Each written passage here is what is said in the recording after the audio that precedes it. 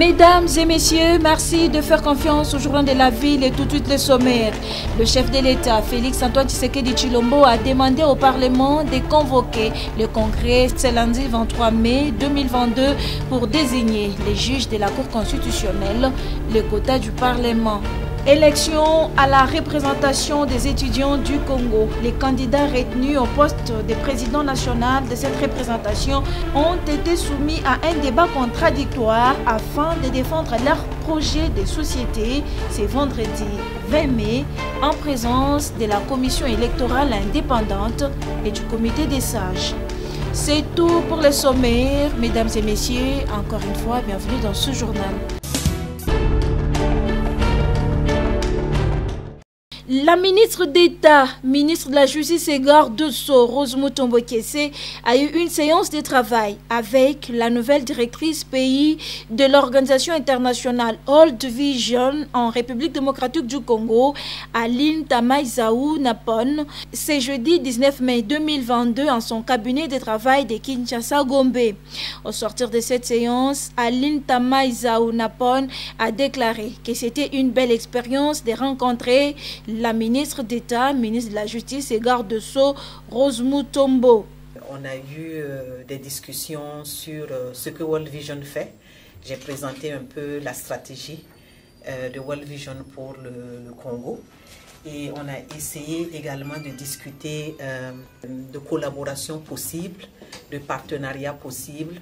World Vision mène une campagne contre le travail des enfants depuis de nombreuses années sur cette thématique. Les deux personnalités ont évoqué ensemble les perspectives prochaines des actions à mener. Sur le travail des enfants, parce que nous avons une campagne que nous menons depuis un certain nombre d'années sur cette thématique-là. World Vision, c'est une organisation qui est vraiment centrée sur le bien-être de l'enfant. Je crois que lors du plan de travail, on pourra peut-être développer davantage les initiatives, mais nous avons déjà parlé un peu des enfants qui se trouvent en milieu carcéral. On a parlé également des femmes qui s'y trouvent et on a discuté un peu des difficultés qui se trouvent à l'intérieur, l'éducation des enfants en milieu carcéral, la nutrition des nourrissons en milieu carcéral. Ce sont des thématiques qui sont ressorties. Pour la prochaine rencontre, il y aura une rencontre pour développer un plan de travail et voir dans la mesure du possible comment travailler ensemble sur un certain nombre de thématiques liées au bien-être de l'enfant parce que World Vision est une organisation qui est centrée sur le bien-être de l'enfant.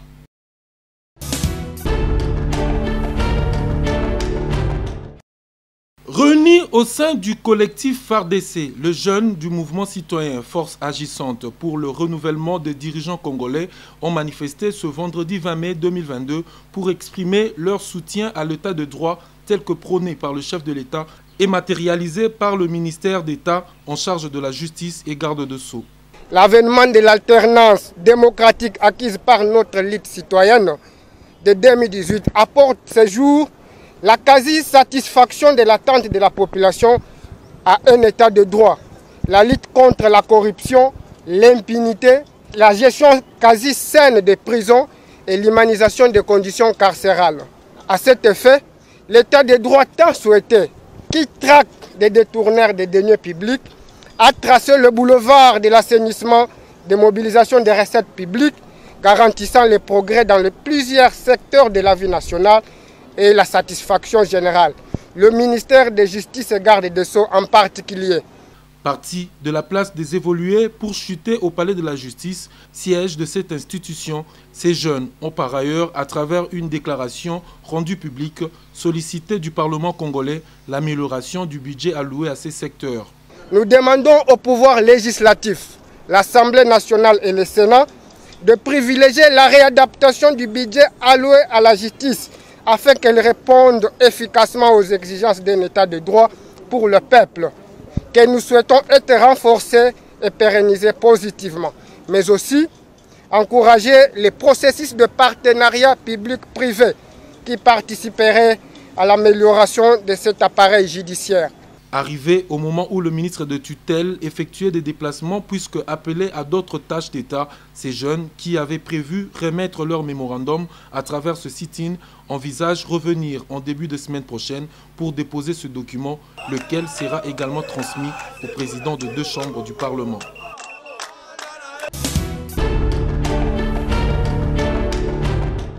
L'implication des jeunes dans les questions de paix, sécurité et processus de développement en adéquation avec la résolution 2250 du Conseil de sécurité des Nations Unies et le projet Tufaulu Pamoja, entendez réussissons ensemble, a fait l'objet de la descente ce jeudi 19 mai 2022 à la base militaire d'Endolo, des jeunes dont les représentants provinciaux des étudiants de l'ensemble de la République démocratique du Congo en séjour à Kinshasa, porté par l'Union des jeunes Congolais pour les changements en vue de s'imprégner des efforts fournis jusqu'à ce jour par les forces armées de la RDC et apporter leur soutien moral à l'occasion de journées portes ouvertes dans ces sites en rapport avec la célébration de la date du 17 mai réservée à la Révolution et aux soldats congolais. Totoro Mukenge est président de l'Union des jeunes Congolais pour le changement. Nous sommes venus ici avec la délégation des étudiants congolais, toutes les provinces représentées, pour pouvoir leur inculquer les valeurs de la patrie. Puisque vous savez, nous sommes en train d'animer un projet, le projet Tufaulu Pamoja, qui a aussi le volet paix et sécurité, la participation des jeunes à toutes les questions de paix et sécurité selon la résolution 2250. Donc, il faudrait que la jeunesse puisse comprendre que fait son armée et il faudrait que la jeunesse puisse savoir à quel niveau et de quelle manière elle peut participer pour soutenir l'armée, mais aussi pour soutenir la paix et la sécurité. Si nous demandons à tous les jeunes, surtout à ceux qui se sont fait tromper, manipuler pour entrer dans les groupes armés, qu'il est temps de déposer les armes.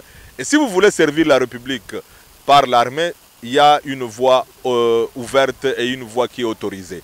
Très heureux, les représentants provinciaux des étudiants de l'ensemble de la RDC promettent leur soutien aux forces armées congolaises. Nous demandons à tous les camarades étudiants ou camarades étudiantes de soutenir les forces armées congolaises et surtout de collaborer avec les forces armées congolaises pour défendre notre pays jusqu'au bout. Juste après leur participation aux journées portes ouvertes des FARDC, l'UJCC et les représentants provinciaux des étudiants ont visité les stands et engins militaires exposés à l'occasion.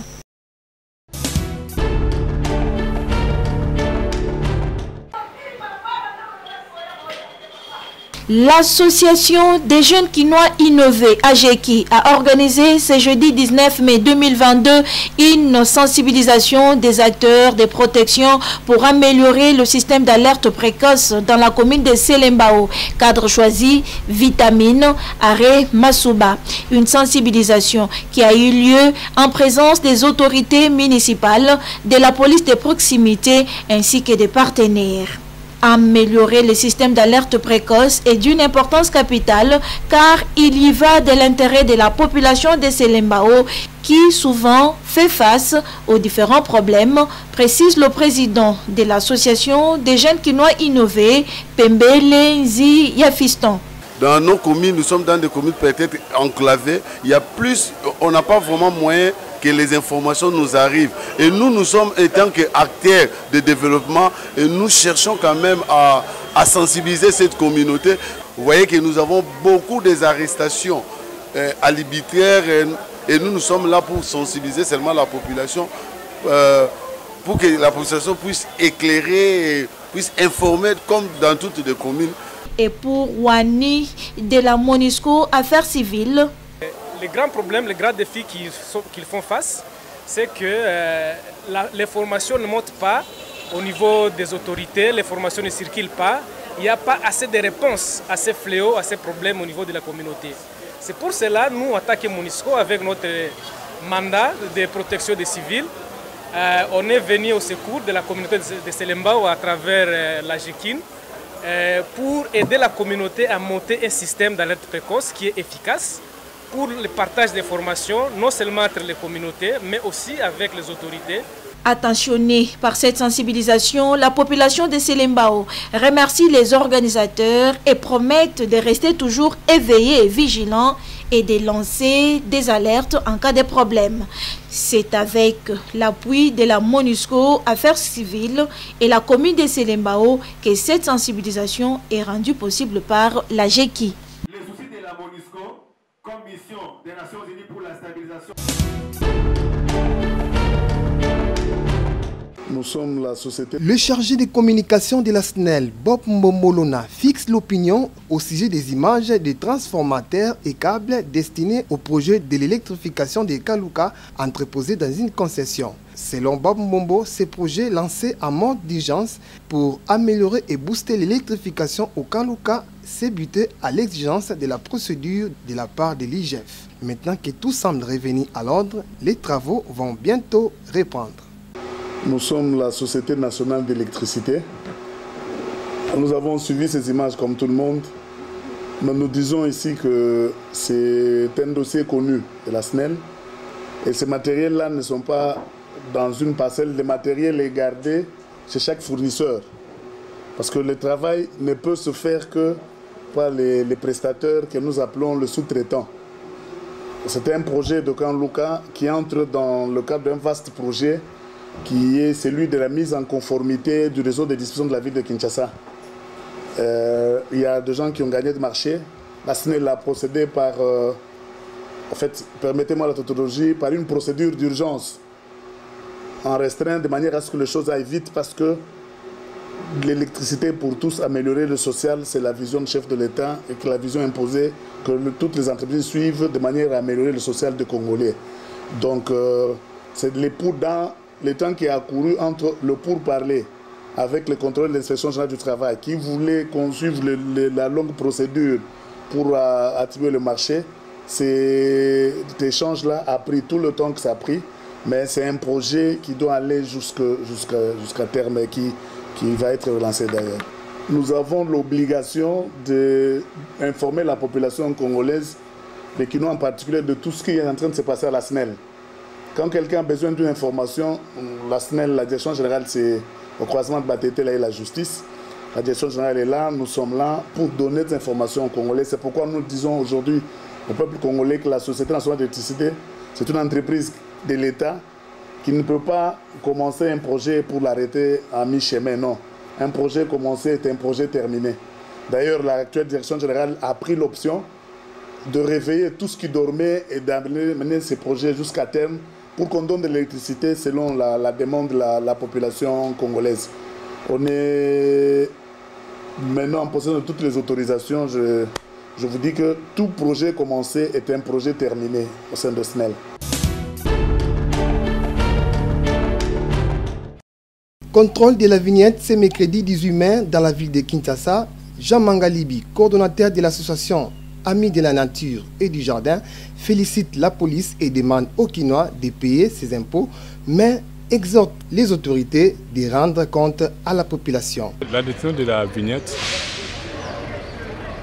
moi, en général, je salue. C'est une très bonne décision.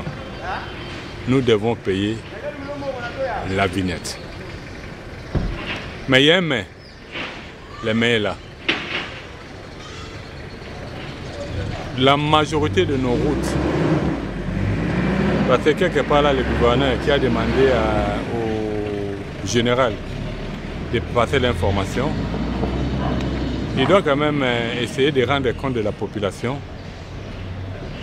de Kinshasa de retour 2020 et de Kinshasa de retour 2021. Parce que 2020 et 2021, on a arrangé le même trou. Ça veut dire qu'il y a un problème. Nous voulons bien payer la vignette. L'exemple simple, c'est là où nous sommes, cette route. Pourquoi on a arrêté les travaux? Vous croyez pourquoi? Parce que la manière dont ils sont en train de construire, on n'a rien respecté comme norme. Allez sur l'avenue Oya, on vient d'arranger même pas 6 mois. Allez voir l'état de la route maintenant, de la chaussée. Mais non, nous voulons bien payer la vignette, mais on n'est pas d'accord que la même route est arrangée chaque année, on n'est pas d'accord. Donc face à cela, avant de redescendre pour commencer à arrêter les gens, que les mots que le président utilisait au début de son mandat, état de droit, que nous le vivons réellement. Jean Mangalibi demande au président de l'Assemblée provinciale de Kinshasa d'interpeller les gouverneurs. C'est là que nous allons interpeller l'Assemblée provinciale de Kinshasa, pasteur Godin Poi, avec tous mes respects. Nous devons payer la vignette. Mais vous devez interpeller les gouverneurs. Je prends juste une avenue, l'avenue où le gouverneur passe à chaque jour quand il vient au travail.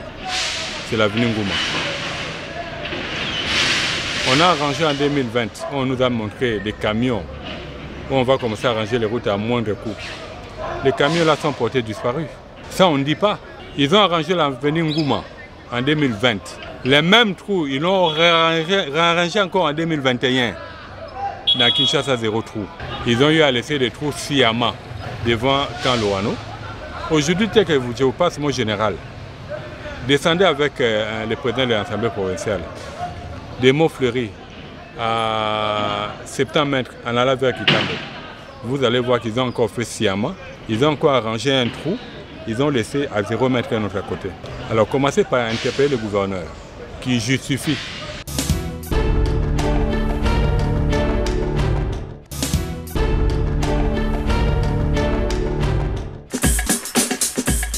Nous sommes arrivés à la fin de ce journal de la ville. Mesdames et messieurs, merci de l'avoir suivi. Le prochain rendez-vous est fixé pour ce samedi et d'ici là, portez-vous bien.